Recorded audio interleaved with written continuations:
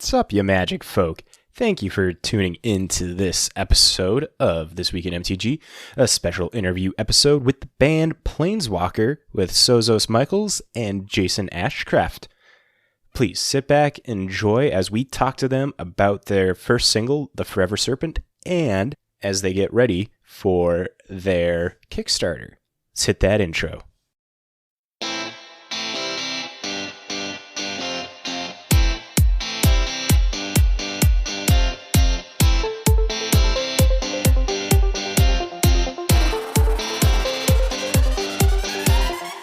Welcome to This Week in MTG with your hosts, Matt Olson, JB, and Danny Oakstad.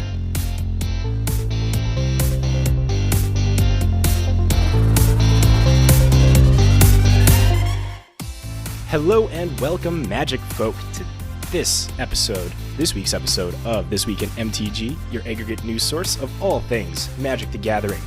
This is not a normal news week. We have our special interview episode going on right now, and today we are joined by the amazing band Planeswalker. Guys, introduce yourself. Say hi. Hey, how are you guys doing? I'm Jason Ashcraft. I'm the guitarist, and I live in California. Huge Magic fan, so I'm very stoked to be here. And hello from me from Cyprus. This is Sozos.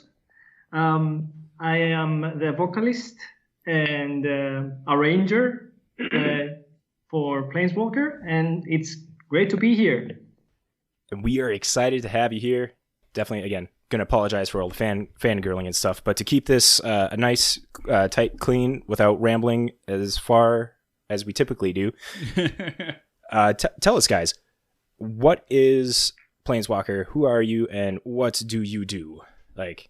So, I'll just kind of start about how the idea of Planeswalker came to be. So if you're a fan of Helium Prime, as you mentioned, my main band, you might have noticed that Sozos was our singer on the second album.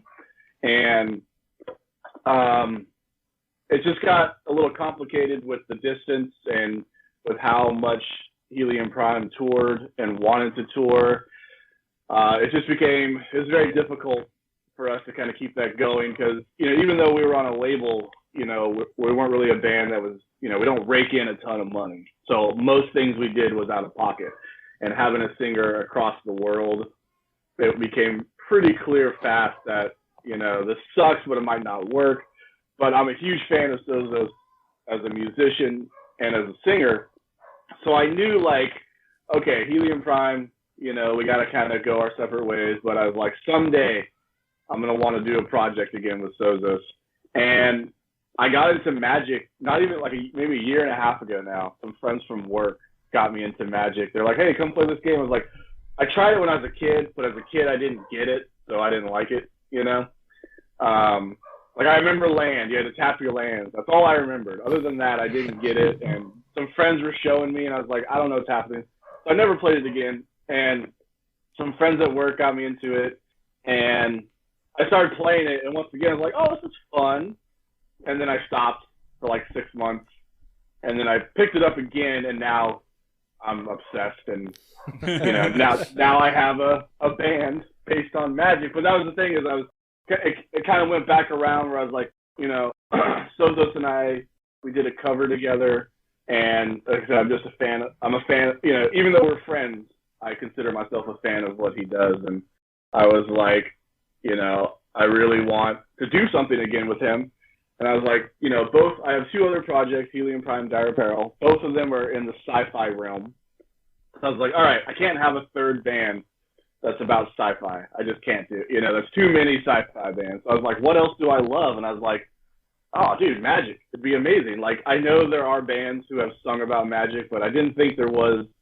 From my research, I haven't found a metal band that's just solely based on Magic. So I was like, why don't we do it? So I reached out to Sozos and was like, hey, man, I have this project idea. How do you feel about it? He was into it, and he wrote The Forever Serpent, and I'll let him kind of talk a little on all that. But so we did the first single, and we put it out there, and that's kind of how it came to be. So if you want to add anything, Susan. Yeah, well, it was like a very pleasant surprise getting to work with Jason again after Helium Prime, because we had like a very pleasant collaboration when we were writing the second album. And I mean, he came to me, and just a disclaimer, just to be clear, I do not know how to play. I'm a real noob at Magic. I'm really starting to get into the lore and how like every element thematically comes together, but I've never learned how to play, mostly because unlike you, Jason, I'm not fortunate enough to have friends from work that do play. I'll teach him someday, guys. Don't worry. Yeah. I mean, I know it's coming. But it was a great opportunity for me to just like flex my songwriting muscles after a very, very long time where I hadn't written something like power metal for a long time. I have other projects which are also metal, but the music scene in Cyprus is so small. It kind of limits what things you can like.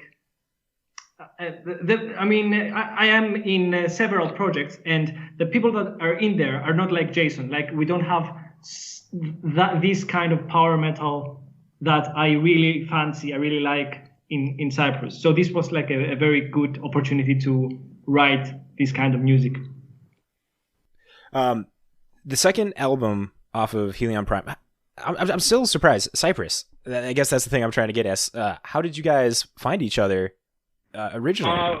We put out an open audition for whoever wanted to audition for Helion Prime when our first singer had to step down. And Sozos sent in a video, and like all of us were just floored by his performance. And it was almost like an instant, like, this is the guy, this is the dude. And we were feeling really ambitious. We just signed with AFM Records, which was a bigger label. And it was really good being on them. They were nice, really nice to us, but it was also it was one of those good wake-up call moments in the music business where it's like, at first it's like, yeah, we're on AFM Records, things are going to start happening, but that's not really the case. So, in our mind, we were like, oh, this is it, man. The tours are going to start coming. It doesn't matter they live in Cyprus. We'll be able to handle it, but not really. It didn't.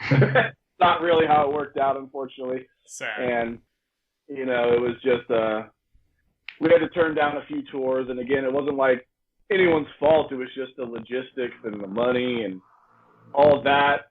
And then we finally, in 2018, we did a big tour with Unleash the Archers and Striker that, once again, Sozos couldn't make it. But it was such a big tour that I was like, dude, we can't pass up this opportunity. So, with his blessing, we had a singer stand in, but then him and I kind of talked about it afterwards.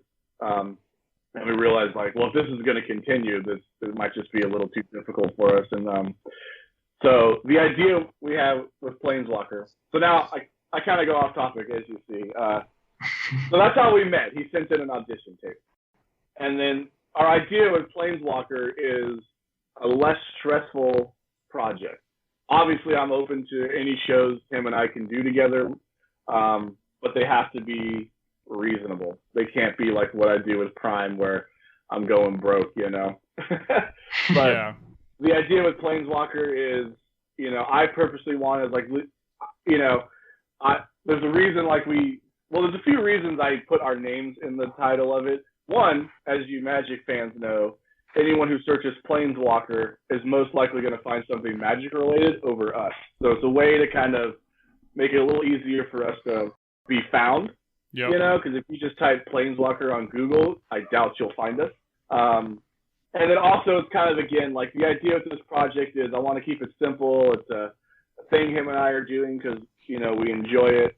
And so it's kind of like a two-man project, essentially, that we're just writing some good power metal based on Magic.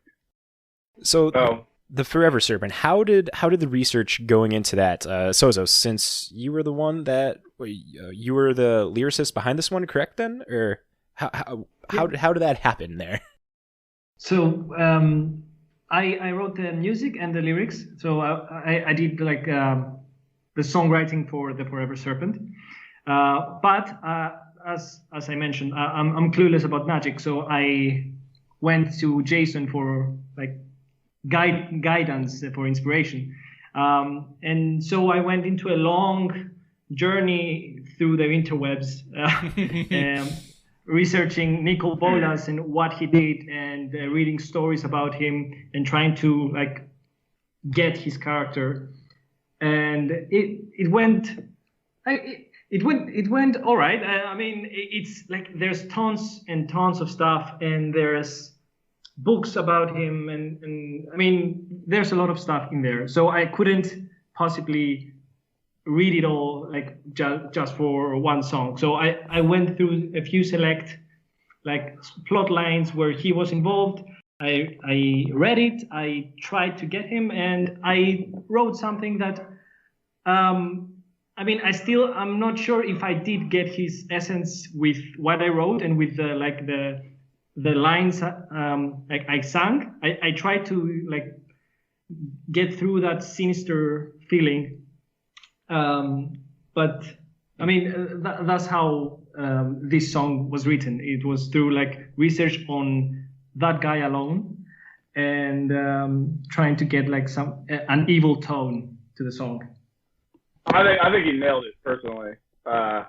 Like the little things he put in, and it's kind of cool because the Magic fans will notice certain things that other people might not catch. But overall, I feel like he captured the essence of Nicol Bolas really well. So yeah, I can definitely say vocally it did sound very sinister, and especially when you got to the parts in the song where everyone was just like chanting Nicol Bolas, it felt that, you know, Nicol Bolas's power just got over everyone, and everyone was just like, yes, Nicol Bolas. So I love that part, man. I've seen the video, and so I had the idea. So the guys in the video playing with me are my friends who got me into Magic. So I felt it was only right that they get to be in the video with us. Oh yeah, that's so good. So I was like, all right, guys, here's what we're gonna do at this part. We're gonna bang the table and we're gonna chant Nicol Bolas. And I was like, this is gonna look really cool or super silly. I think it's still a little bit of both. It's funny because for a split second you can see me smirk in that part because it was just so silly. Like, all right, but I embraced like the idea of that video was, we're based on Magic. Let's just embrace that. Like, what? Let's not hide it, you know. So let the inner nerd out. Yeah, exactly. Like I remember some guys did a reaction video to that video, and they were like, it was funny because I could tell those guys didn't play Magic because they were super dissecting the video, and they were knocking the video because like there's these guys they're just playing a card game like. But they're trying to be so serious, and I'm like, all right, these dudes clearly don't get it because they don't play Magic, and that's okay, right? I mean, that's gonna happen. But it was funny to me because I was like, yeah, of course we're playing the card game. I mean, that's what this project's all about. It's a card game. The video definitely looked like it was a fun time to record. Yeah. So how long did it get to like to come up with the idea to get the music video of that choice, like playing Magic and stuff around the table, and I don't know, or you know? Actually, I mean, really quick, and we got the video done really fast. That's the nice part about just the two of us as well, is we didn't have to worry about filming an entire band. And pretty much what we did for the game shots is we just played a real game, and anytime something would happen, like, you know, we destroyed a creature or a counter spell, we would just super exaggerate that part. What's actually funny, and I'm not trying to flex, but I won the game on turn 5. It's funny because it was the one time I didn't want to win right away, but I had such a killer like in-game move. I was playing my Aristocrats deck, and I just had a card that just wiped everybody out on turn. So of course I had to play it. But then, so at that point, we kept going. Like, even though I won, it's like, all right, we'll pretend that didn't happen. And at that point, and then we would purposely find, if we weren't getting anything too exciting, we would just find spells and be like, all right, let's pretend we did this. And we actually got so caught up in it, the camera started to die. And the person's like, hey, this is the camera's dying, and we went through both the batteries. So at a certain point, we just wrapped it up. But I had the idea because I was like, I knew we had the one single, and I already had the idea, because it didn't matter what the song was about. I was like, for the first video, let's just have us playing Magic. Like, that was literally the idea. And I was like, this is going to make it pretty obvious for those who aren't sure what this project's about that, okay, it's about Magic the Gathering. But it was actually one of the funnest videos I've done, just because, with like my other projects, the videos are a little more serious, and then I have to try to act, and I'm terrible at acting, So with this one, I got to just be comfortable and play Magic. So it was the most relaxed video I've done, for sure. Mm-hmm. So it's just you two recording and editing all of this stuff, or do you have anybody else that contributes here? As far as songwriting, so far, Sozos has written everything, which has been kind of nice. In my other projects, I write everything, and I was intending to probably write most of this stuff, but I've been, when the time of the idea for this project came about, I was working on the new Helium Prime album, and Sozos sent me the Forever Serpent. I was like, oh, this is awesome. And then he sent me another one, and then another one, and I was like, all right, let's keep it rolling, man. Everything he was doing was really good. So far, but we had the demo or the single mixed by my friend and manager of Helium Prime, Alex Nasa. He plays in Witherfall. Are you familiar with him? No, I don't think I am. Widowfall? Witherfall. Oh, Witherfall. No, I don't think I have. Yeah. If you're a metalhead, you'll probably like him, so check him out. But he did the mixing and editing for that single. So, I could do basic stuff in DAWs and recording. And I know Sozos can too. I'd say Sozos is probably better at me at that as well. Like, the demos he sends sound pretty good. But I'm kind of the guy, like, anything we put out, I want it to sound as best as it can. So I'd much rather hire someone who does this stuff. Like, this is what they do. They edit albums. They mix albums. That makes sense. Yeah. So yeah, we do have other guys who work with us, and on the single, Alex Lawson, the drummer for Helium Prime, he played the drums, and then Chelsea McMasters, who plays bass for my project Dire Apparel, she played the bass. So we do outreach to people we know to help us make it, because again, it's kind of like, I'm not really a bassist. Sure, I could record the bass part, but I'd rather a real bassist do it, Right. And I'd rather a real drummer over a drum machine. So, as far as the creativity, it's us, but then we will bring in other people to help us do the final project. Well, Alex did a great job putting that whole song together. Like, it sounds so good. Yeah, Yes, it's one of my favorite mixes of his. Like, every time I listen to it, I'm like, man, this mix he did a good job on that single. So, if I'm not mistaken, Alex just became your manager for Helium Prime for the new album, right? Right. Right. Okay. So, so with the new album, Question Everything. No, that's just the single, right? Oh, I'm trying. It's the album. It's the album. Okay. Whew. Breaking a sweat there. I'm like, oh, I effed up, but All good, man. Fangirl. So with that, I don't even know where I was going with that now. I just Neither lost do I, track of thought. I apologize. Let's talk about Planeswalker some more here.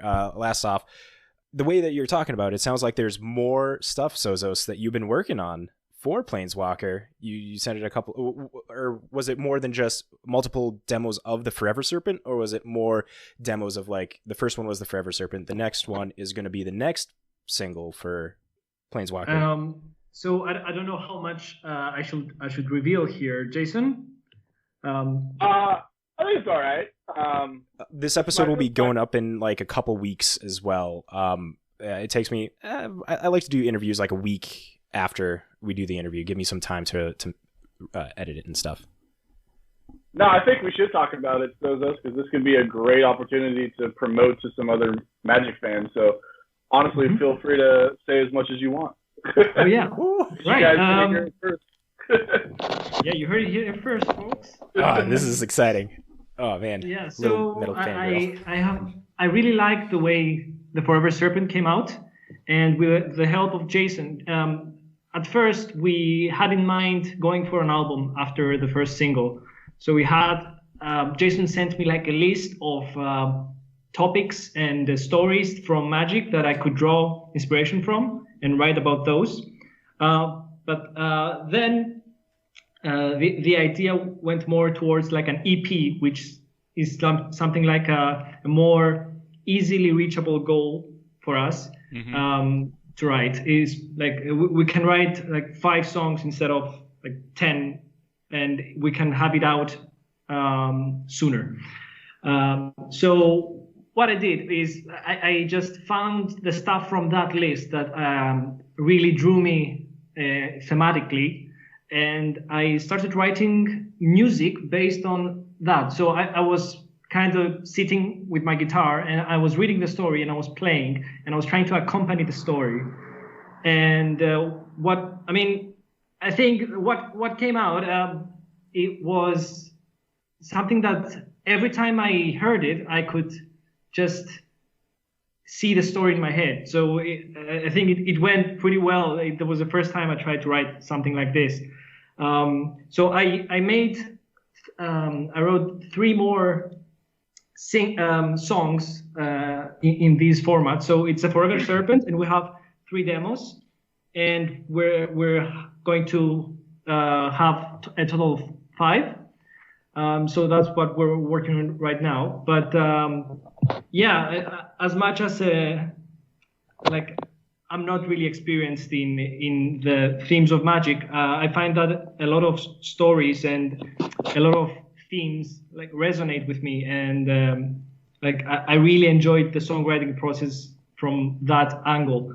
Usually it like with Helium Prime, it was a more sci-fi angle. So without wanting to, I don't mean it like as a negative, but usually sci-fi is less it's more sterile, not necessarily in a bad way, but it's sci-fi has spaceships and science and it's sci-fi. Fantasy, there's more room to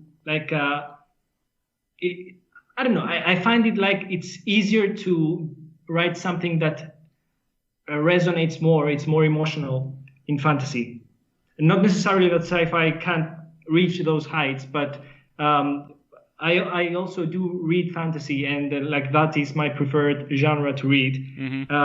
I find that it's more easy for me to be touched by a theme if the theme is fantasy. Yeah. So that was like a great experience for me.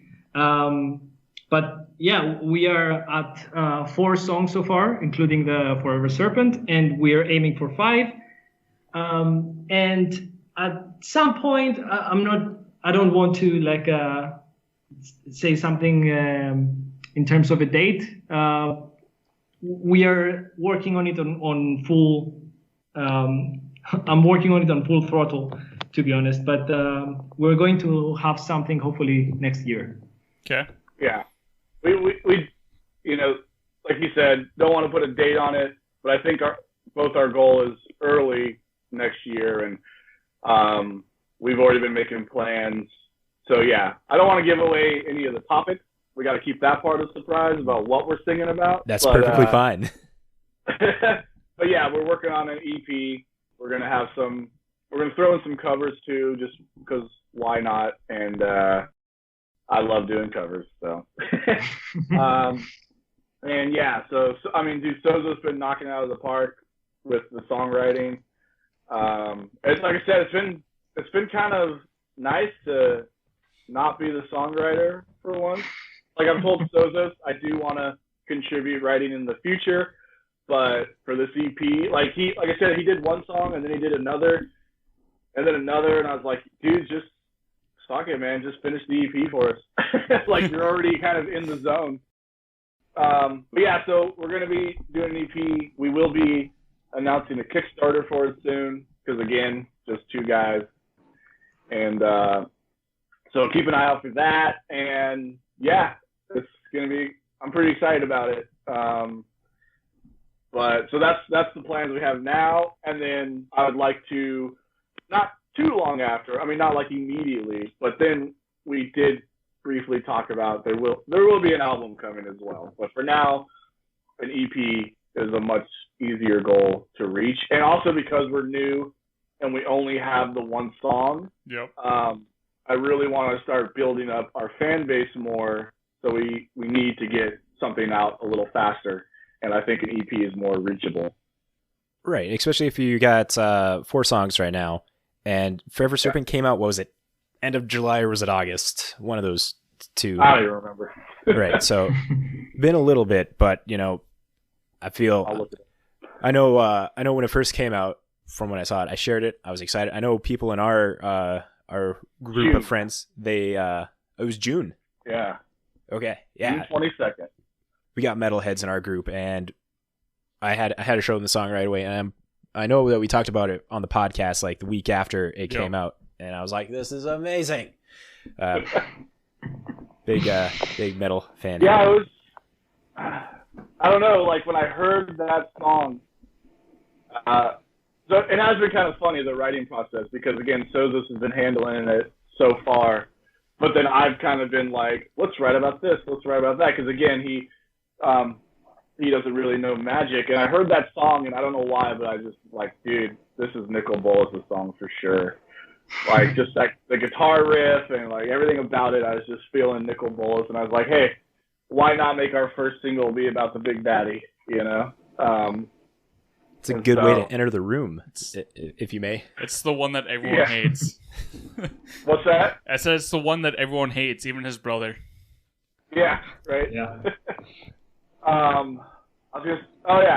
And that was the thing too. So what made me think that Sozos would actually be really interested in doing this with me is, as he said himself, he's more into fantasy. So I was like, even though he doesn't play the game, I felt like he would really be into the source material, because you don't have to play the game to know that the lore is awesome, Right. And I felt like it was something that'd be right up his alley. And so I'm glad that it seems to be,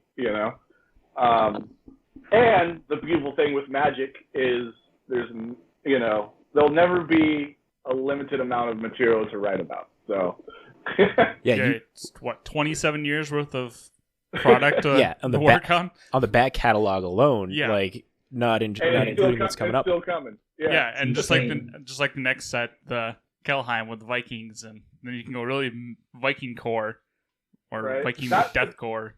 We really wanted to. The funny thing too about that though is that actually made it kind of hard for me as well, because I don't know, when I do an album or an EP, I like some consistency, so I didn't want to be like, and I guess it kind of did, but not really. But I was like, I don't want to just be random things like, let's write about this dude and then that dude, like I still wanted some flow to it. Yeah. And I think what we did for the EP was pretty good about that. So for the most part, again, we'll save those surprises for later. But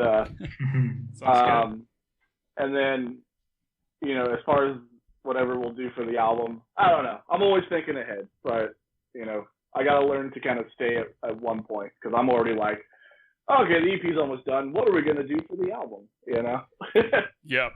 You got to be looking ahead, though. It keeps you motivated, those goals that you set for yourself and for the band. Like, not gonna lie, just you talking about this is getting me really excited to see what more you got coming out, and what all is just ready for you. So you guys know about Keldheim coming out, right? The newest Magic set? I do. Okay. I don't know if Sozos follows it. Okay. Nope.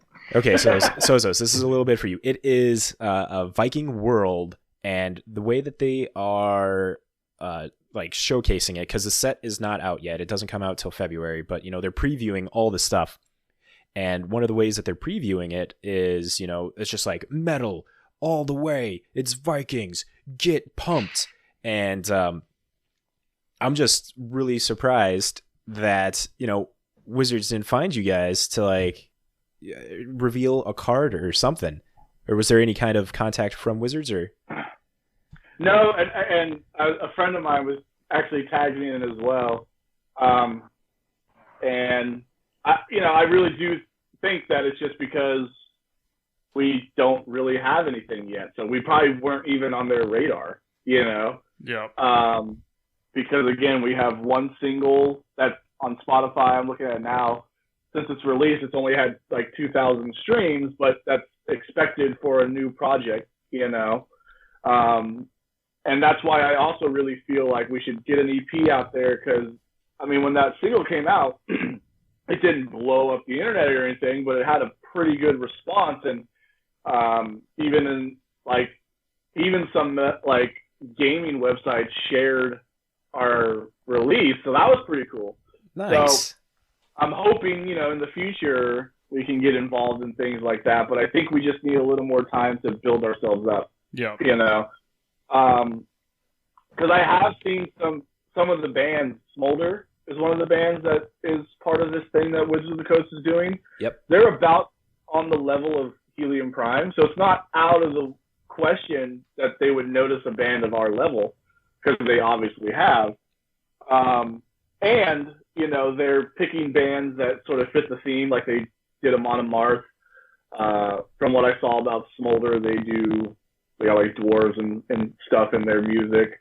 I don't know anything about their music, but like I know they were focusing on dwarves with them, so I assume something like that related with either their album art or something.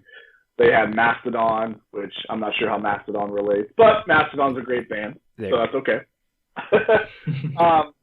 So it's definitely, I feel like, you know, either they're going to sue us for the name or they're going to want to work with us, you know, one or the other. Well, at this point, I'm definitely hoping that they're wanting to work with you, you know. Yeah. So, but that's another reason I'd love to build our following, is for opportunities like this, because, dude, it'd be, you know, the nerd in me would lose my mind if we were approached by Wizards of the Coast to collaborate with them, you know, in some way. And, you know, it's funny too, because another dream of mine, I want to get on game nights. Which, like, yes. Those are my goals. It's like, to anybody else, that's probably like, okay, whatever. But I'm like, dude, if I was ever invited on game nights, like, oh, dude, I'd lose my mind. I'm sure you guys feel the same. I would definitely be excited, over the moon for that. Right. They just did their call out for their fan episode to have players come in and play Commander with them. Did you enter in on that? I have not. I need to do it, but yeah, if, you know, hypothetically it ever happens, it'd be cool to have Sozos and I both go, but then we'll definitely have to get Sozos prepped and ready. Yeah. Just throw them to the wolves. Yeah, we'll figure it out. That's what Matt did to me, so. Yeah. Danny didn't know much, and then it's just like, hey, play Magic. Yeah, I started 9 years ago? Something like that. 9 or 8 years ago. Oh, wow. So. What I kind of do with friends who want to learn is I actually, even though I'm a Commander player, I'll teach them on Arena. I feel like that's a very good place for someone to learn, because Arena won't let you do something you can't do. Like, right. Yeah, you could do a bad move, but it's still a legal bad move. You know? Yeah. So that's kind of a good place to really get an idea of, oh, okay, I see what's happening. And it's actually probably the cheapest way, too. Yep. You don't have to buy anything. Exactly. They give you the pre-made decks and all that stuff. Yep. When I taught Danny, I had to make these 2 decks, and they were just like a mono white and a mono green deck. And I still got those actually in the shelf somewhere back there. But yeah, no, Arena, way better way to teach people, I would say. Yeah, absolutely. All right, so you're talking that you're a Commander player. Mm-hmm. What is your favorite Commander that you got, or like out of how many decks and stuff?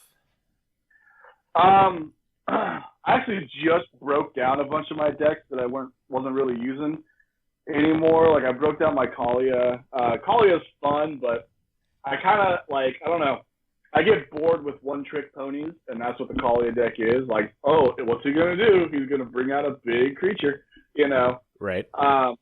Funny enough, I have a Krinko Mob Boss deck, because I don't know why, but, like, it seems like new players, you always buy it because you think it's, I don't know, wow, I can make so many goblins, you know? I'll never lose, but believe it or not, I've lost every game with my Krinko deck. I just have bad luck with Krinko. So, I don't play him anymore. But my favorite commander, which is funny enough, I don't win a lot with him either. I just don't win a lot, period, I guess, now that I'm saying it. But is Yarick from M20. Oh, yeah, the double trigger one. Yeah, it's just so fun, dude. Just like the madness that ensues when your triggers go off, you know. So I love playing him. I just made a Braids deck, which is a lot of fun. And I hate to say it, guys, I'm slowly becoming a blue player. I know. Don't go to the dark side, please. Don't become one of those guys. We have cookies, I promise you. I blame my friends who got me into it because, dude, I used to never run board wipes or counter spells, but then like everyone kept board wiping and counter spelling me, so I had to build a defense. And now I run all the, you know, I don't run a lot of board. Like I'm still not crazy, but I definitely have more than I used to for sure. Because like what I used to do is when I was, and believe it, you know, like I said, believe it or not, I still consider myself new to the game. I've only been playing maybe a year. Because remember, I got into it, and then there was like 6 months where I just didn't play. Like I bought some decks and I played with my buddies. And so as a whole, I've been into it for like a year and a half. But there was that 6 months or so where I just didn't play. So I'm still like, even though I got into it heavily and I like fell in love with the lore, as far as a player, like I'm still intimidated to go to like a comic book game night because I'm like, dude, people are just gonna wipe the floor with me, you know? Right. Like I feel confident in my play group because I've started to learn how they play, but I'm like, I bet if I went into a competition, I would just get stomped, you know? So, but that's okay, you know? It's but yeah, I love Yard. Braids is really fun. I assume you gentlemen are familiar with what Braids does, right? Yep, it allows you to put things in. Everybody gets to put things into play on your upkeep or their upkeep. Their upkeep. Their upkeep. Okay.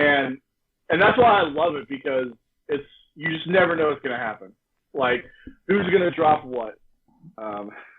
This is probably the part of the chat where Sozos is like, what are they talking about? All I got was there's a stigma against blue players. Yes. Yes. Every format hates blue, or blue players, I should say. We're very kind and cuddly, I promise. Yeah. Everyone hates blue unless you are the blue player. Then you love it. and that is definitely me. But I don't know, man. Like I love wizards, like the creature, and you know most of them are in blue. I don't know, but yeah, I just built a Scarab God deck because I pulled like 100 of him in the Commander Legends. So I was like, he looks cool. But I also have an Araya from the Thrones of Eldraine, which I feel like that's a set Sozos would love because it's based on, you know, like fairy tales and fantasy and all that stuff. But are you guys familiar with Araya? That's the white-black knight, right? No, I could be saying her name wrong, but she's the 3 black, where when her or a black creature enters the battlefield, each opponent gain a life. Yep, I know exactly which one that is. Yeah, so that was the one I won turn 5 on, with good vermins, you know. But yeah, so I think my favorite though is Yarick, even though I don't win a lot with him. It's just a fun game because of all the stuff that happens. So again, you know, I don't have to win to have a good time. I want to win. That's why we play. But I'm always like, if I could do some cool stuff and I still lose, I'm cool with that. That's what Commander's for. Took the words right out of my mouth. The games that I hate, and I'm sure you guys have all been there, is when you get mana screwed and you just, okay, I guess I'll just watch you guys play. Yeah. That is a thing to say. I have a dinosaur deck that usually does pretty well for a dinosaur deck. You know, dinosaurs are nowhere near competitive, but I love dinosaurs, as you've probably seen with Helium Prime. So the dinosaur deck was actually my first Commander deck because when I found out there were dinosaurs in Magic, obviously I had to build a dinosaur deck. I've since rebuilt it and it's better, but I swear I played one game, all I drew were lands. I don't even know how it was possible. And then I finally drew a dinosaur, and it was the dinosaur that, when it's dealt damage, you can search for a land. I was so pissed. I was like, you're just thinning out your deck. What's that? I said you're just thinning out your deck. Yeah, right. Get a land every turn. Here was the stupid mistake: is my opening hand was nothing but lands, and I know you shouldn't take that, but I was like, all right. The chance I'm good on land. I'm good. Like, I got 7 lands in my hand. I'm good. And then all I drew were lands. I was like, what? How? How is this happen? Like, just hit that pocket. It was crazy. It was crazy. Yeah. We've all been in that position before. Yep. So, let's talk about The Walking Dead, guys. No, I'm kidding. Oh my gosh. Yeah, please no. I don't even want to. Are we want to go go there. Sozos, so you don't play Commander, but you've read a bit on the lore and stuff. Like, can you? What is your favorite thing in the lore? Like, who's your favorite character? Like, Nicol Bolas is a big one that you've read about for the Forever Serpent. Like, what else have you kind of been picking at, and that just like got drawn to? Because like, this is a really cool character, or like this is a world that I can really get into. So I don't know if we're going into spoiler territory, but I mean about the EP, but a very central event in all of Magic, as far as I'm aware, was the Oath of the Gatewatch, like arc. So it's where like the 4 planeswalkers like sworn to protect the planes. And there's a story that that caught my eye. I read like all of the arc, but the story that caught my eye was a secondary character called Tazri, which like is a human soldier. So that kind of blew my mind, because I wasn't aware how Kozilek and Ulamog worked, and what kind of damage they could cause you to a mere human. And there's a part where she's trapped in like a time bubble where she experiences all of reality in one instant, and she grows old and her mind is corrupted, and then she feels like she's like subservient to the Eldrazi. And I mean, it caught me off guard, because like up to that point, most of the stuff I was reading was like inventive, but it didn't break new ground in the sense that like you've never read anything like this before. It's like magic and fights and like monsters and stuff. But like this was more cerebral and more like it was like reading a psychological thriller, which was, I don't know, it went like, it leaned towards horror without touching there, I think. But that's one story that really stopped me in my tracks, and I read it and I read it again, and like that was like right up my alley. So the Eldrazi are one of the big bads here. I love the Eldrazi so much. And is there okay, I'm gonna hit the head. Do you like HP or Lovecraft? Because like the Eldrazi are themed around a lot of Lovecraftian beasts and horrors and stuff like that. So is that one of the things that like drew you to the story with the Eldrazi there? Or? Oh yeah. I made the connection immediately with Cthulhu and its mythos and its other like crazy gods that there are in there. So there is a very distinct element there where it's. I think they mention it explicitly in the stories, where if you look at the Eldrazi for too long, your eyes hurt, and it doesn't make sense to your brain, and like you get a headache and you can't look at them for too long, and that's very Lovecraftian to me. So again, I do enjoy horror, and Lovecraft is great, but I think what caught me off guard, and the reason I loved it is because I didn't expect that quality of Lovecraft to come through. Like I know the Eldrazi are Lovecraftian creatures in their core. Like you can only see a part of them at a time. Otherwise, like it's like a person having their hand in a pond, and that's what you're looking at. But to see the effects of someone aging in an instant and just facing the heat death of the universe all in their minds, and then coming back and having to deal with the trauma, that was amazing to read. So that's what drew me in, I guess. Yeah, I'm just over here like, that definitely sounds like a good song. So that might have to make an appearance down the road for sure. Man, that will be one hell of a breakdown to write. Oh my god. Yeah. You can do it, man. You can do it. Like you're just going to be having so many like minor scales, and like what are those sus5s are the sad sounding scales? Man, my musical knowledge very very little. I apologize for butchering that. But just go find. Well, it's a very good way to think about it, because that's what I'm doing.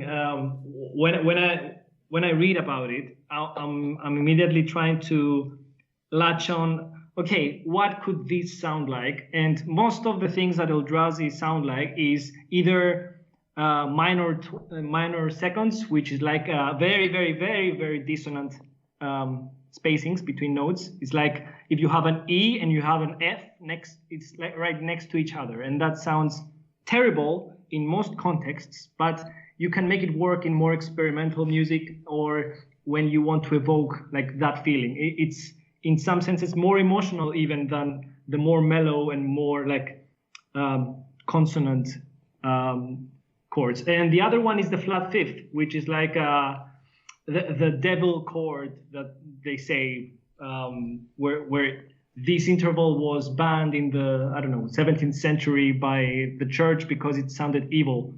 It's very, very widely used in metal. It's like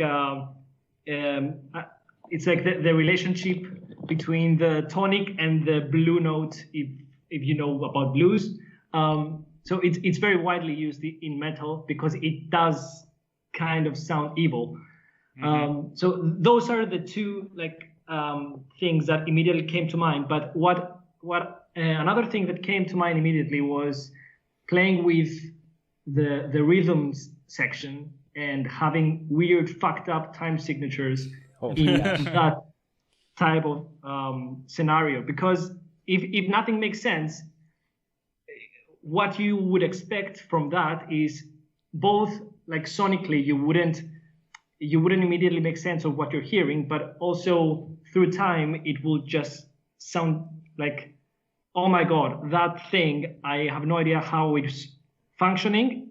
It somehow makes perfect sense and doesn't make sense at all. So that's what comes to me when I read about the Eldrazi.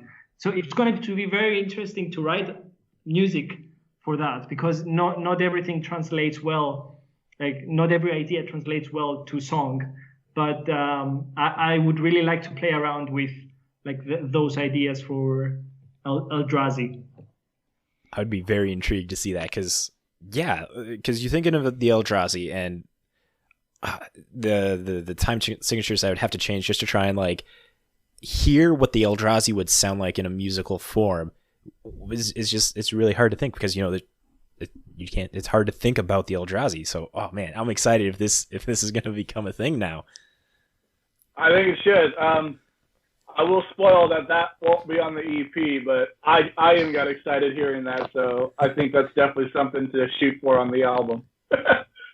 And that story, I'll admit I wasn't too familiar with that story, because again, I don't know every Magic story. There's so many. Yep. But that just sounds really, really cool, and it'd be a lot of fun to definitely touch on that.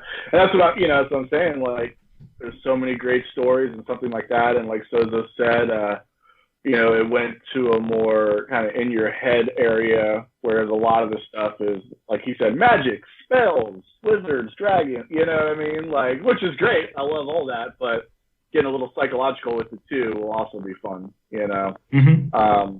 And that's the thing, that makes you think of just, that's what's so cool about Magic too, is we could take our music in any direction we want. There are vampires in Magic. We want to write a super eerie, gothy vampire song. We could do it. Yep. You know, like we got that power, man. It's in there. There's, I mean, what else? There's a lot of cool, you know, architects and, you know, artifacts and, you know, almost some kind of like steampunk kind of stuff. So, right. Or like you mentioned, the Viking, like we, you know, I'm not saying we'll go all over the place with our music, but we could sprinkle in little bits of so many cool things depending on the topic we're touching. Exactly. Know? You're never going to be limited there. Exactly. It almost makes me think of like the Dark Tower series from Stephen King, where he just incorporates everything. You know, there's horror, there's fantasy, there's, you know, modern day. Western. Yeah, there's Western. And there's Western, I'm pretty sure, in Magic, you know? Oh, is there? There's not like a cowboy creature or anything. Is there? No. Isn't there one in Unsanctioned? In the Unsets? Yeah, you got some wacky stuff over there. I don't think it's specifically a cowboy, but they got like cowboy depictions. Yeah, like the Western feel to it. I think, like, was it the last Unset that came out, or was that one before? Unfortunately, the Unsets I don't follow. Are those the silver deck, the silver card? Yep. Okay, yeah, I don't know too many of those. So yeah, that set will give you all the funky looking creatures or the weird creatures that are away from the main sets. Yep. See, and that makes me think too. That could be cool if we wanted to write kind of like a almost silly, fun. Like I'm almost thinking like Dance Gavin Dance. Yes. Oh my Super god. wacky kind of song we could do about those because those cards get wacky for sure. Oh yeah. Dance Gavin Dance isn't exactly wacky, and they're probably way too far from our style. But that's just kind of what came to my head because their songs will jump like all over the place. Yep.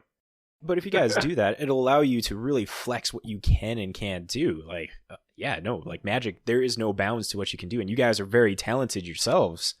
So, like, right, you know, that's what's really cool is, like you said, we can take it really anywhere, and that's kind of the fun thing, you know, because like you know, and that's what's cool is you know with Helium Prime and Dire Apparel, it's kind of there's that. Sure, if we really wanted to, we could get experimental, but it's almost like people kind of know what to expect now. And I'm not trying to get weird or anything with those bands. I kind of have, this is what the band sounds like, this is what we do.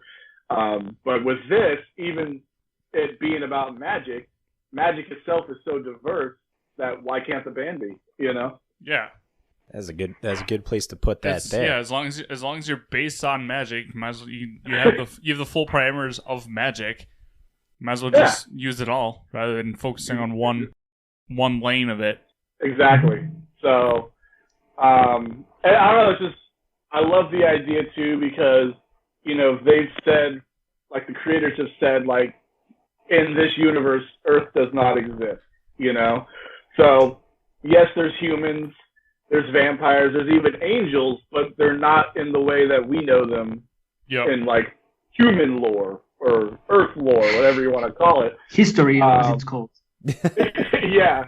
So it's so cool because like we could have songs about like, you know, Avacyn, the angel Avacyn, but he's not like a biblical angel. That's not what their angels are in Magic. So it's just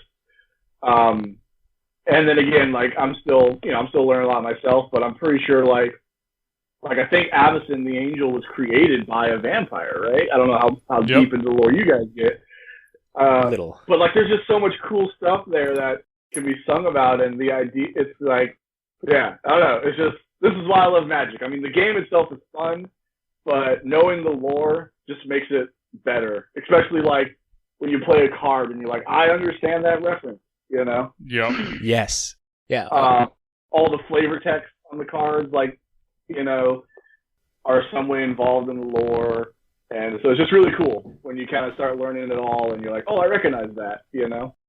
And especially like when the artists and stuff, they get into it as well. And they can like throw Easter eggs of different things into card art as well of like throwbacks. I love that. Oh, man. Yeah. Going back to Krinko, you know, this is probably something that most players recognize, but when I was a beginning player, if you look at Krinko's card, there's these two goblins in the background, and then there's like a sorcery that is those goblins, and it's like Krinko, I don't know what they're called, but Krinko's followers or something. I know that's not right. Krinko's command, I think. Yeah. Yep. And, I was like looking at those, I was like, hey, wait a second, that's on the Krinko. It's just so cool, Or I keep bringing up Avison because I just randomly the other day got on board and looked up every card related to her. I don't know why I did it. She's a good card. Trust me. Yeah. She's a good card. Danny loves Avison. Yeah. You'll see like someone holding her staff, and to someone who doesn't recognize that as hers might think nothing of it, but it's cool to, it's Avison, it's her symbol kind of thing. So it's really cool. Yeah, her trident that she carries. Yeah. Okay, kind of rope her away and move to getting to know you guys a little better. You guys are very musically talented, and when did you guys start playing music? And because of that, like, I'm assuming it's been for a bit. How has it stuck? Kind of. I'll let Sozos take this one first. Yeah, sure. So I started playing the guitar at the ripe age of 15, and mostly playing like the things you play when you start, like the classics, rock and stuff. And then somebody just gave me a USB stick, which was like the Blind Guardian discography, and then I was like immediately like drawn to that. So Blind Guardian, for like anyone who might not know them, like is a band that is very fantasy focused in its themes, and they have like a whole album about the Silmarillion that Tolkien wrote, and like they're book types, so they write about stuff they read. So they're amazing. The music was also something that I to this day emulate, like with my style, like layering harmonies over harmonies and just building like a choir of one, so to speak. And so I started playing first.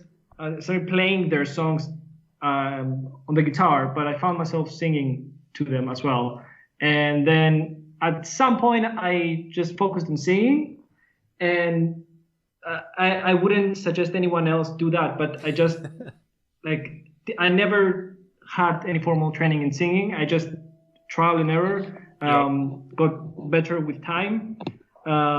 Just singing their songs in my room, and at some point, like if a band approached me, and I started doing like vocals on there, like about 10 years ago. Like that was like so long ago, and yeah, one thing brought the other. I started learning about how to record stuff on your own, and what microphones are good, and how to set up like a workstation, and that helped me immensely.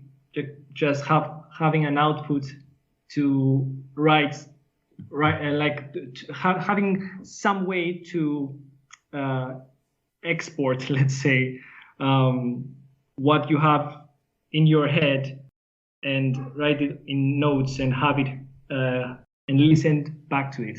That was very helpful. And I sucked like everyone does at the beginning for a long while, and then I got better like bit by bit. And at some point, like I saw the Helium Prime online audition thing, and the rest is all already mentioned in the podcast. But yeah, how about you, Jason? Honestly, it's funny because it's a lot of what he said is true for me. Blind Guardian was one of the first like power metal bands I was introduced to.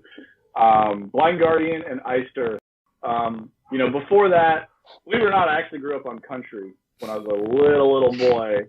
I grew up on country, and my dad was the rock. You hear the same story all the time. Like I got into my dad's tapes, and he had Leonard Skinner, AC/DC, and then I heard the Black Album by Metallica, and here I am. Corrupted me. But for the longest time, like that's all I knew. I grew up in a small country town. We didn't have obviously there was the internet, but not like it is today where everything's just right there. So I didn't know about power metal or what it was, and so like I literally grew, as I was growing up, like I thought Linkin Park was as heavy as you get, and then when I was about, I don't know, 10, maybe like 11, there's this guy, Anthony Abel. I think he was like 17 or 18 at the time, and my parents were friends with his parents, and he played guitar, and he could play all of Master of Puppets. So 11-year-old Jason was like, "Whoa, dude, you're the sickest I've ever seen." But he got me into, he showed me Iron Maiden, Dio. He showed me Blind Guardian, Iced Earth, all these bands. And then, once I heard that, it was like, well, oh my God, what is this? And it's funny because I remember when I first, so he showed me Iced Earth, I instantly liked it. He showed me Iron Maiden, I loved it. But I remember when I first heard Blind Guardian, I didn't like it. And the first song I heard was Mirror, Mirror. But what it was is like, I had never heard anything like that. Like Sozos mentioned, like so many harmonies, so many lead guitar parts. Like for me as a kid, it was too much. I didn't understand what was going on. I was like, this just sounds like a lot of crap, like together. And I couldn't again, like I had never heard anything like it. So on first listen, it was like too much for my little brain. I was like not even like, wow, this is too, like I literally couldn't, my brain couldn't distinguish what was happening because I hadn't heard anything like that. Where I was like, oh, I got to break apart I got to really dissect it. So I wasn't really into Guardian at first, but then I heard some of the older stuff that wasn't so intense with the layering, and I loved it. And then I was able to go back and be like, oh, Blind Guardian's actually amazing. And so from there, I dug a little deeper. I got into Edguy, Avantasia, just full-on power metal, Hammerfall, who else? Rhapsody was huge for me back then. Actually, spoiler, one song Sozos wrote super makes me think of classic Rhapsody, which I'm really excited about.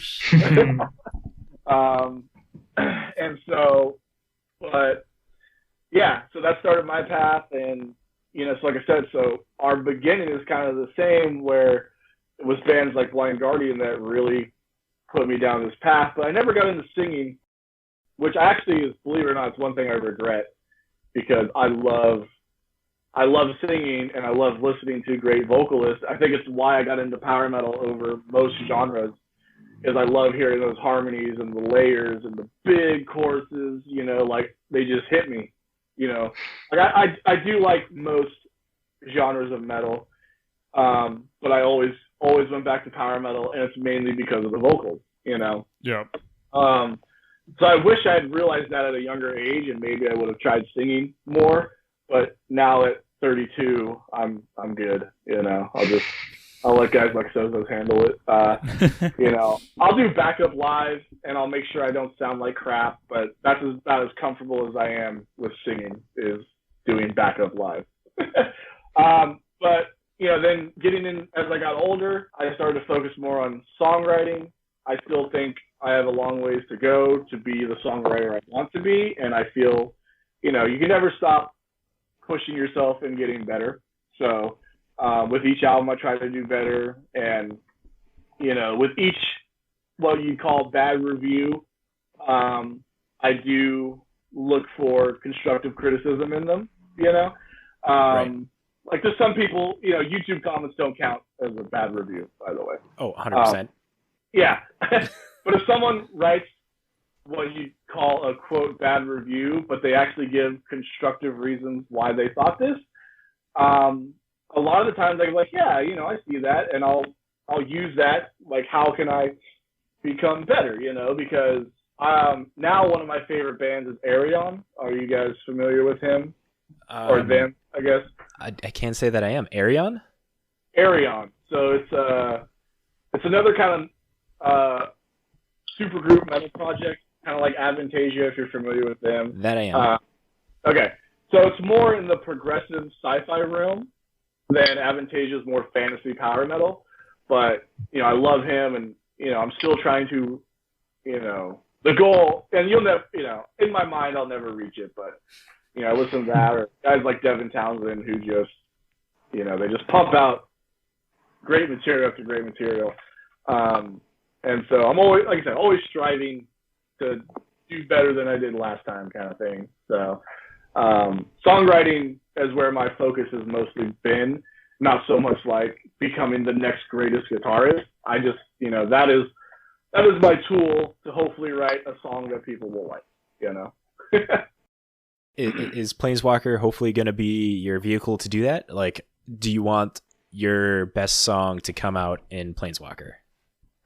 Well, I want all my projects to be great, Fair. So, like, and that's the thing is, I never plan to have more than two. So I blame Sozos and his voice for making a third project. But everything I do, I'll give 100% of my best ability to. So I'm not looking to have to where I think, one project's better than the other. Obviously, people will decide that for themselves.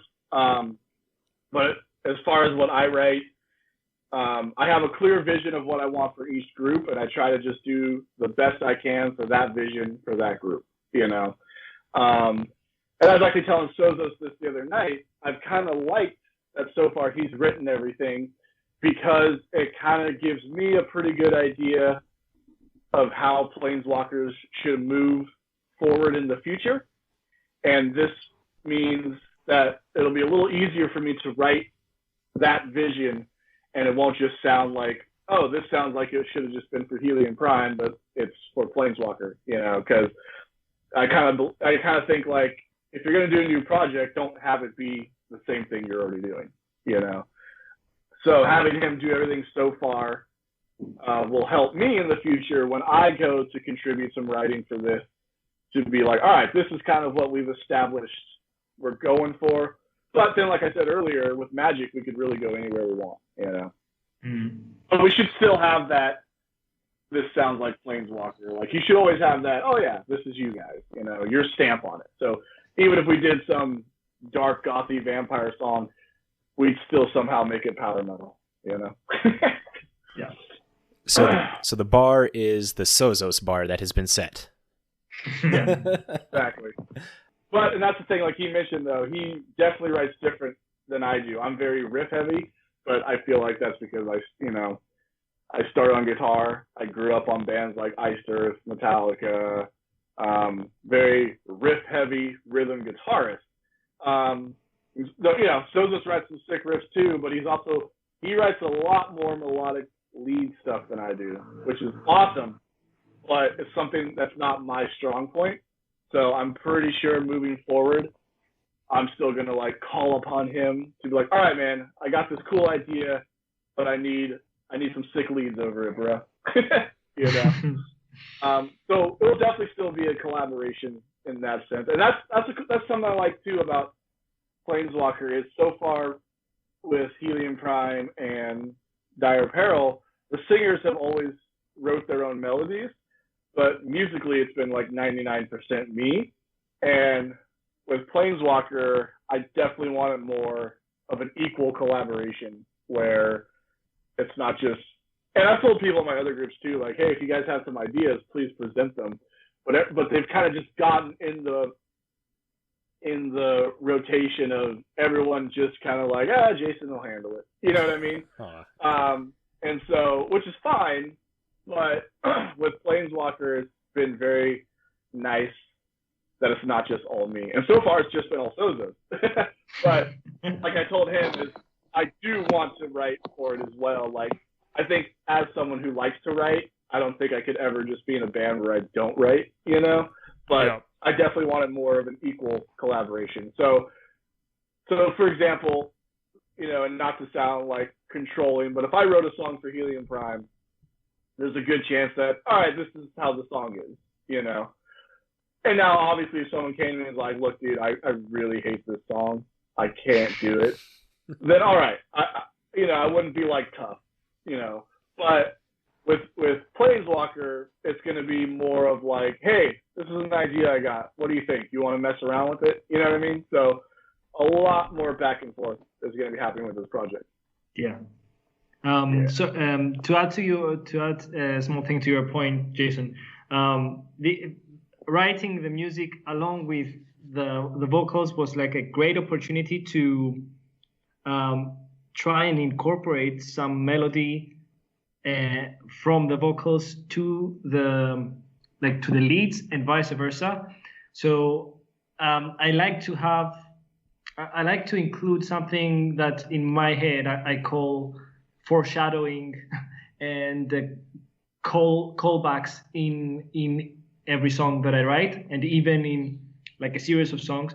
I like having some ideas, some like themes, which I kind of weave in songs in places that you wouldn't expect. So maybe a chorus line from one song would end up like on the melodic lead at the end of the verse of another song, and like having stuff like this associated in my head with ideas of like maybe it's the way a lot of composers do it. They have like something called the Light Motif. So they have a melody that represents, I don't know, in Lord of the Rings, there's a melody representing Frodo, and a melody representing Aragorn, and a melody representing the ring and stuff. I like weaving that into songs, but not as explicitly as, okay, this character has this melody and this character has this, because that would have been, I think, too, not frigid, but like it would have caged me, I think, in terms of writing to, okay, I'm writing this, then it should sound like this. I like having it a bit like more with a flow, so a bit more freeform. But this was a nice opportunity to be able to test that and see if it works. And I think so far it's working fairly well. In the Forever Serpent, is there any of those like callbacks and stuff that you can like point to us to like specifically listen to? Oh, okay. So in the Forever Serpent, what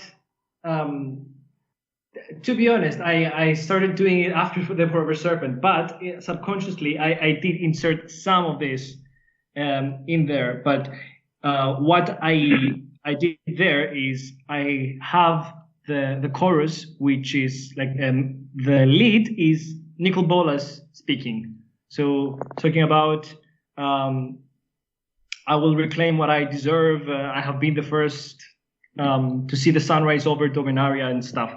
And behind that is a choir, which is so those guys in my mind, those guys sing different things than the main vocals. So they sing something like a hymn towards Nicol Bolas, and those are the guys that Nicol Bolas talks to in the verses.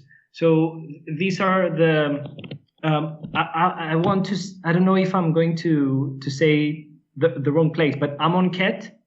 Yep. Is that? Yep, that's okay. That's so there's a plot line there where he lords over Amonkhet, and he like there's all kinds of fucked up shit going on there. But I wanted to evoke that feeling of we're scared, we're terrified, but we adore you, and like we are your servants, and that's what's going on. Like he has absolute power over that plane, and the people there have something like a Stockholm syndrome. Like they dedicate hymns to him, and like they sing to him, and I carried that like through the melody behind the chorus melody. I'm very intrigued to like listen to that again with that in mind. Yeah. Oh well. That said, the mix. I really don't blame Alex, because it's a really, really dense mix. But it might be a bit difficult to hear exactly what they're saying. But you might you might just make it. We'll definitely. See, that's stuff I never knew either. So I'm gonna go back and listen to it and be like, Oh yeah, I have all kinds of Easter eggs in there. Yeah. Yeah. But see, that's another cool thing with this project is when I write, none of that, everything you just said never crosses my mind. So, like I said, I start with the riffs, and then so we almost write in an exact opposite way, it almost sounds like, but I think that's just because that's how I grew up as a guitarist, and, I didn't really start focusing my mind on trying to be a better songwriter until, honestly, mid-20s, dude. I'm kind of like a late bloomer. Helium Prime didn't start until my late 20s, and that's when I think it really started to click on about like, all right, how do I really write a song? Like, if you listen to some of my old stuff, it's just a bunch of obnoxious riffs thrown together with no real direction. And so honestly, that's a great thing with Planeswalker, is like I'm hearing things that Sozos does that is actually inspirational. So that's kind of another cool thing about this project, is I'm almost like borrowing ideas from his writing to make my stuff better, because again, there's things he does, like everything you just mentioned there. I never thought of, I don't think about that kind of stuff. So it's really cool. Okay. So we've kept you here almost an hour and a half here. I got a couple quick-fire questions here because you said that there's no bars. I could ask anything. First question. Pineapple on pizza, yay or nay?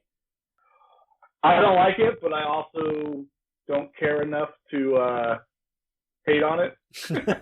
If someone wants pineapple on their pizza, go for it. I unapologetically love it. See? Perfect. There you go. Sozos, you are the man. I am a pineapple on pizza person as well. Tell me, do you like pepperoni pineapple? That's one of my favorite pizzas to have pineapple on. I've actually never tried that.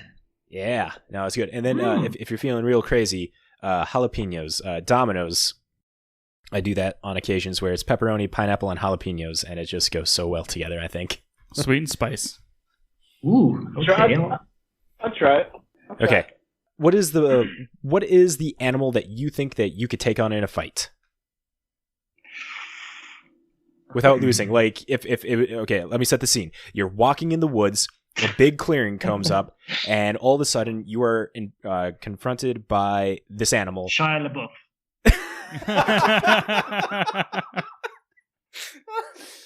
That works. That works. I actually don't think I can take Shia LaBeouf. So go on with your question. Yeah. Which one of the what animal would you be able to take in a fight in that situation? Just walk in the woods. You have, whatever is in your pockets, a stick around. What do you think you could take? One wounded squirrel. That's already be wounded. I could probably take out at most like a pissed off swan, but that's the most. Those things are big, so that's a big creature. Never... Yeah, well, to be fair, I haven't seen anyone up close, so I don't know if I'm like wildly underestimating the size of the thing. It might be like a Boeing jet, I don't know. But I think I can take it. It has I can spot lots of weak points on that thing. And then you're just going to get in trouble and takes off. Get it by the neck, man. Yeah, I mean, it's the most obvious one, yeah. I like it. I like that a lot. Yep. Okay. What is the thing that you like to do outside of magic or work kind of thing? Music. Music and magic, man. That's all I do. I'm not even kidding.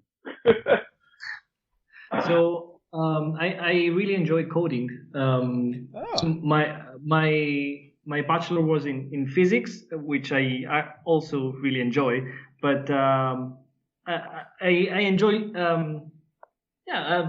coding in my free time, as boring as this sounds. There's something like almost meditational, let's say, about this. Yeah. So when someone's coding, what are you doing exactly?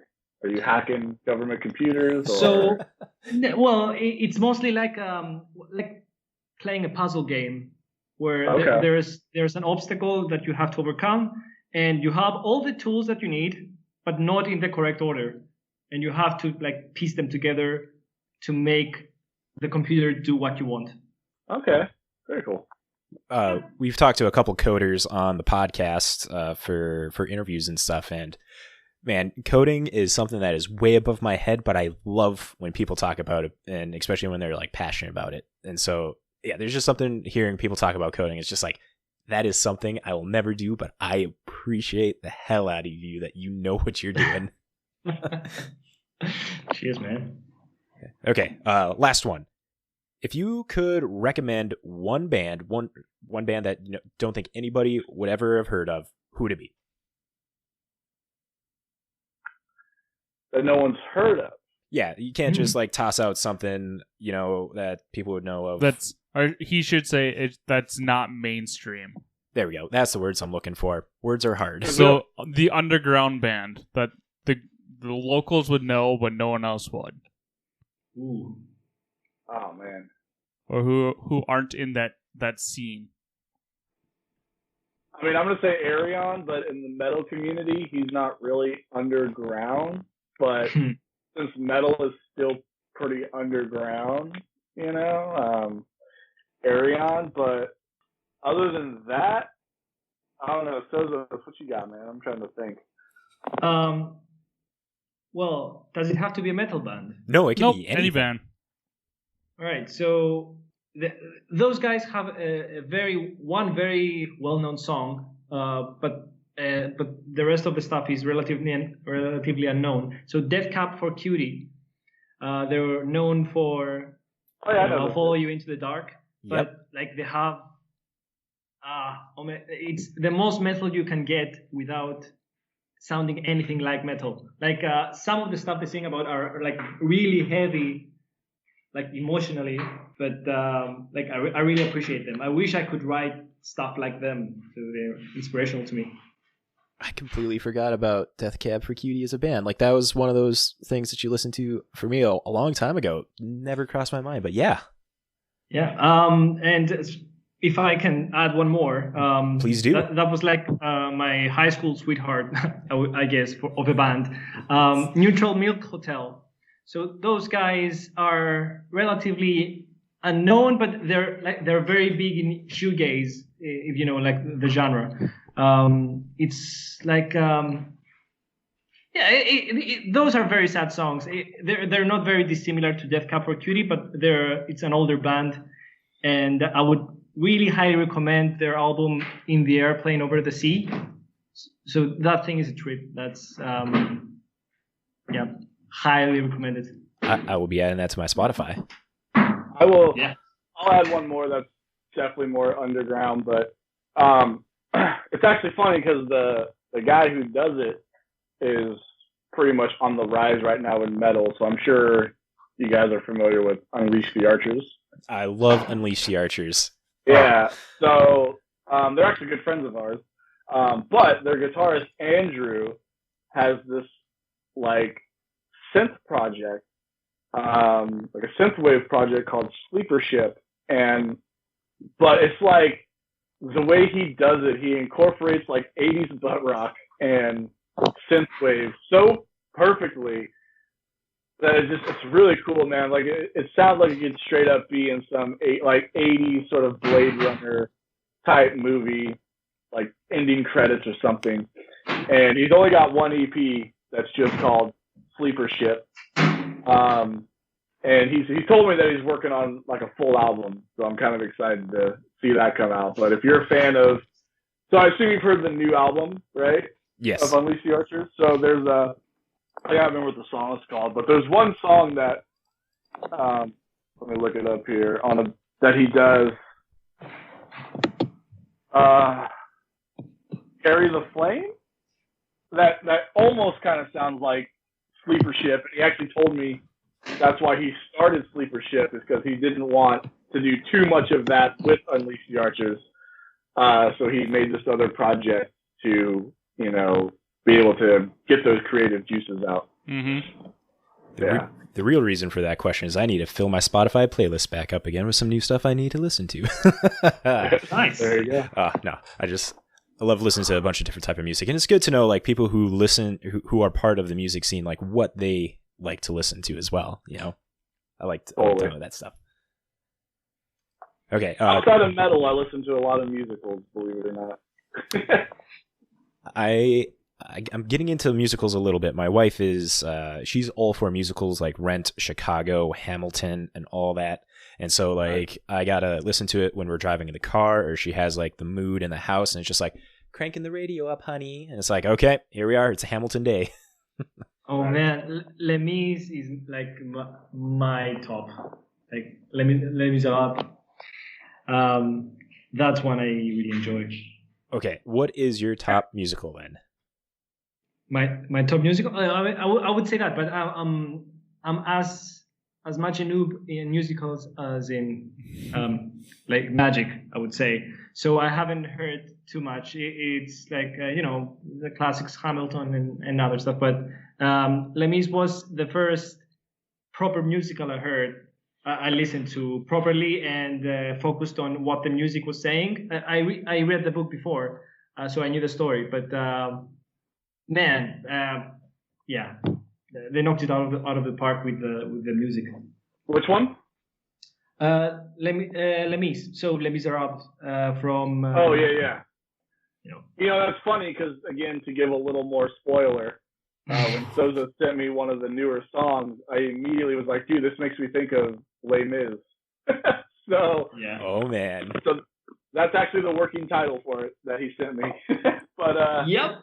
Yeah. So I'm not surprised that he says that one because one of the newer songs, like I immediately thought of, dude, this could fit in Les Mis, but just metal.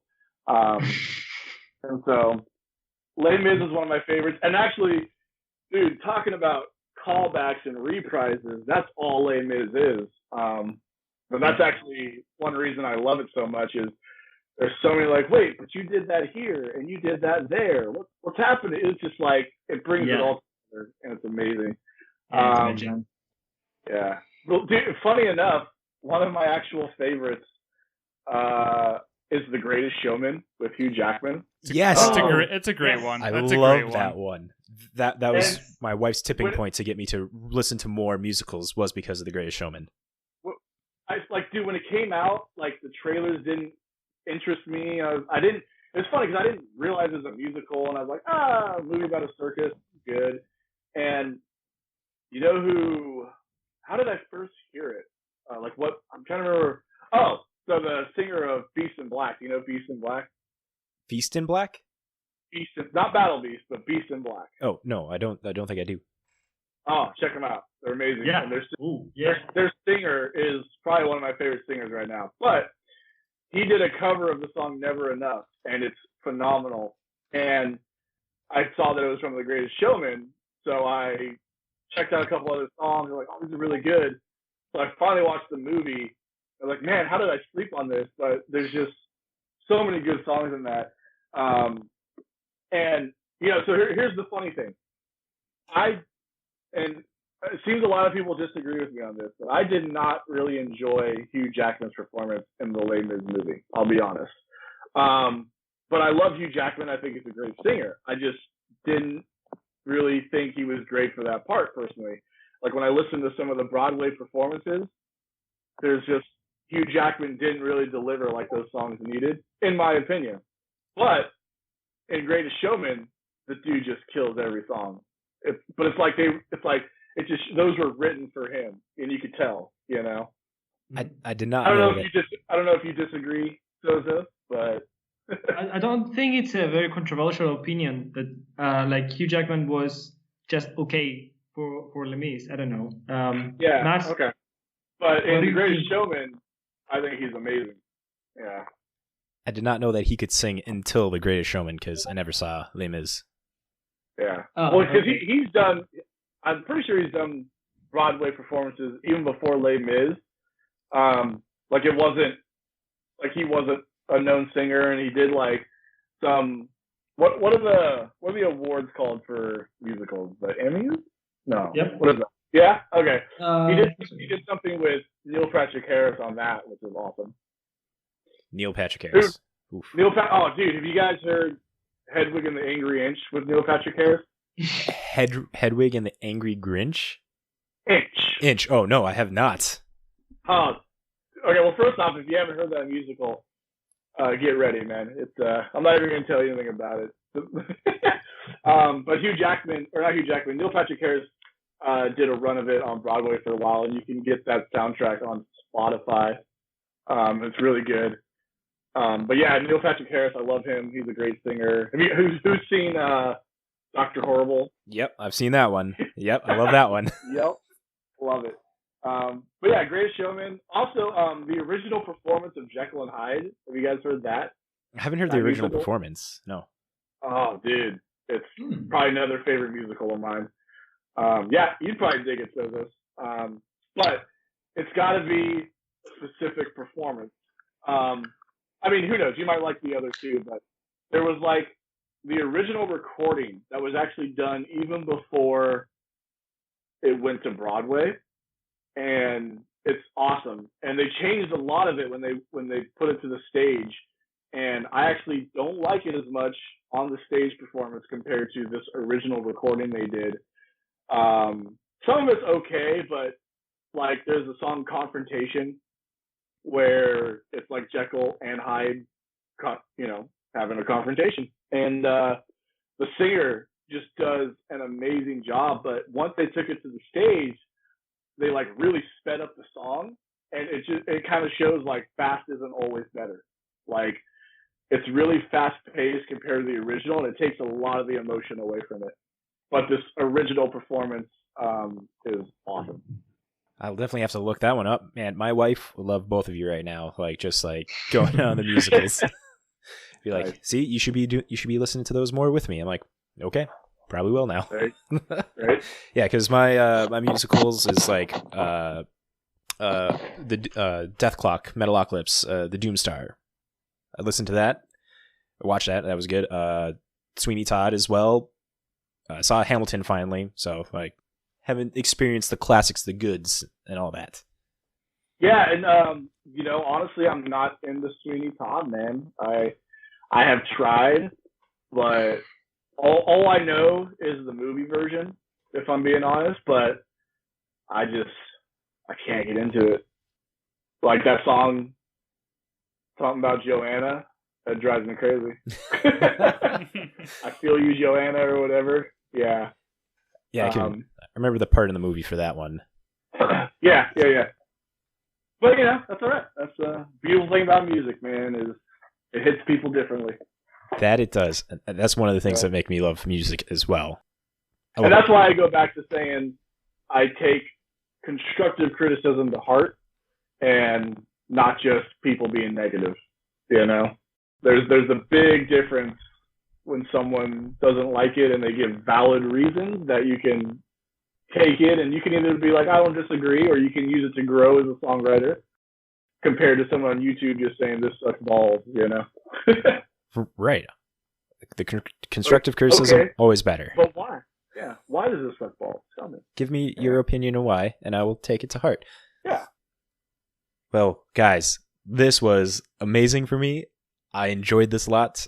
I mean, I don't know. I don't want to speak ahead, but if you guys, we'd love to have you come back on whenever an EP is ready to get announced, or it's already announced and stuff. If interested, don't want to push that. Oh yeah, dude, I'll come back anytime, man. I can talk Magic for hours, so I'm good. Oh, this is so exciting. These are dangerous words to be saying to me.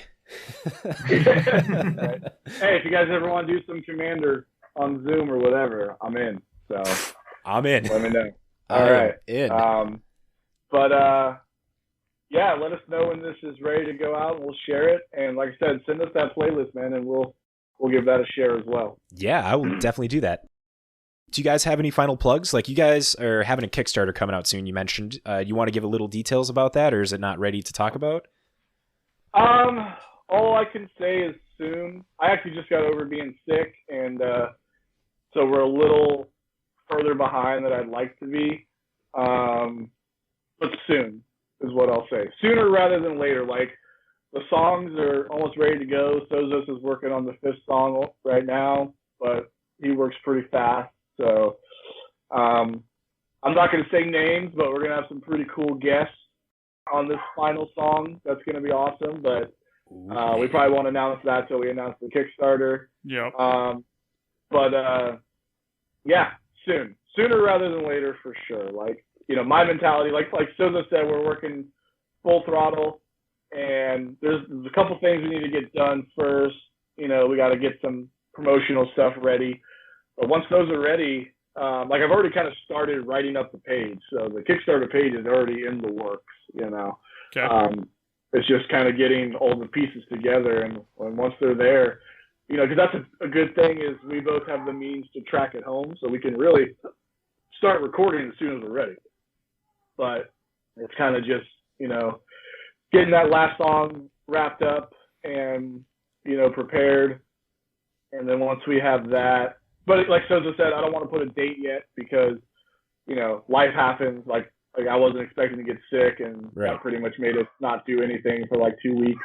And I'm actually just now kind of getting back into the gear of things. And I'm also working on some recordings for Prime, but that's fine. Like I said, this is all I do, so I don't mind the heavy workload. But yeah, soon. And honestly, when we're ready to drop it, we will be dropping what we're going to call a Kickstarter demo. So you'll get to hear kind of a teaser, and you'll understand why I say kinda when it comes out. So there'll be a new song very soon, even if it's not a final version, So definitely soon you'll hear some stuff. Sweet. The hype is real. What social medias can we find information on stuff like just Facebook? Yeah, for right now, I'll probably get us a website built soon. But, we haven't done a lot because with one single, there just hasn't been much to push, And I just wanted to get the single out. The single was kind of my way of like, hey, this is the thing we're doing now. We got it out there. We the band's out there. But, and so we're slowly building that base. So now we'll do the EP, and then, at some point we'll do a full-length album. And that's kind of as far as I've planned ahead. Like I said, with Planeswalker, it's meant to be a little less pressure than like Helium Prime is. But I'm still excited to see where it goes. And I think with what we're doing, and I think with the material that Sozos has written, it's got everything we need for a strong following. I mean, the Magic community alone is huge. Now not every Magic fan's a metalhead, and that's okay. Right. It was actually funny, like when one of the game sites shared it, like reading the comments, what is power metal? Like so many people. So I have a feeling. It won't be for every Magic fan, but that'll only be because they're just not into the music side of it, You're right. But they could also turn a lot of Magic fans to metal. So it's kind of a cool area where we're pushing it to two separate kind of fan bases and trying to bring them both together, And sorry, to answer the question directly, yes, you can find us on Facebook, Planeswalker, Sozos, Micheal, and Jason Ashcraft. That's the name of the page, but you can search for it on Facebook. Oh yeah, sorry. See, I trail off a lot. No, you're good.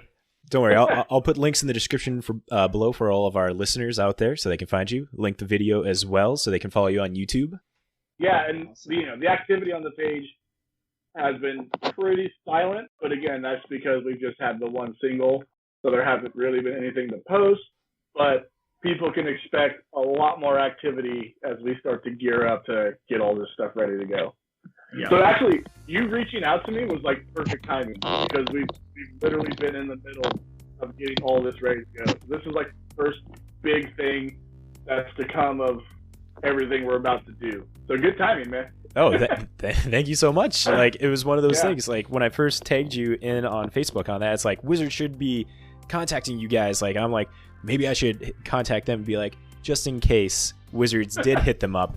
and then that way we can like talk to them at the same time as Wizards was getting ready to give you whatever Keldheim preview or something. But either way, we just spent almost 2 hours just talking metal, and I'm very happy with this. Yeah, dude, it's fun, man. I always love doing these things. Yeah, and pleasure. Getting to do it with Magic as well is just nothing better for me. The best getting made together. Perfect. All right, Jason, Sozos, thank you so very much. Like this is all I've been thinking about all week and stuff, and we'd love to have you back on. And, oh yeah, we'll be back for sure, man. Thank you for reaching out to us. Yeah, thank you for having us, guys. Sweet. You guys have a great day. We'll talk to you soon. All right, see you guys later. See Bye. Bye, guys.